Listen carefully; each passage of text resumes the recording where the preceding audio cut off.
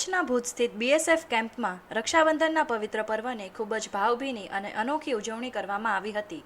ગુજરાતના પ્રખ્યાત લોકગાયિકા ગીતાબેન રબારી ખાસ બીએસએફ કેમ્પ પહોંચ્યા હતા અને દેશની સરહદોનું રક્ષણ કરતા દેશના વીર જવાનો સાથે આ તહેવાર મનાવ્યો હતો.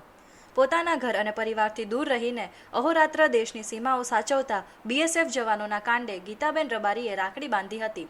જવાનોના મોં મીઠા કરાવીને તેમણે દેશપ્રેમનો સુંદર સંદેશ આપ્યો હતો.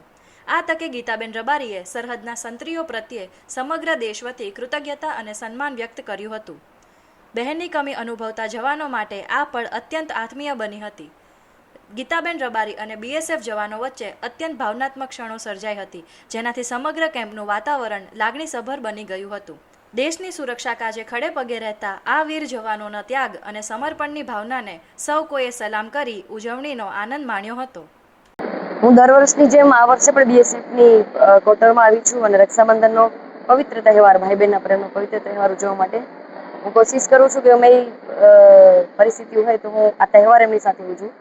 મારા માટે ખૂબ મહત્વનો છે અને દેશના જવાનો પોતાના પરિવારથી દૂર છે તો પોતાના દેશના લોકો સાથે અહીંયા રહી રહ્યા છે દેશની સુરક્ષા માટે. તો આપણે બધાએ જેટલી પણ બહેનો છે હું કહીશ કે તમારી આજુબાજુ જ્યાં પણ એમની ડ્યુટી હોય તમે ત્યાં જઈને આ પવિત્ર તહેવાર એમની સાથે ઉજવી શકો છો. હેપી રક્ષાબંધન.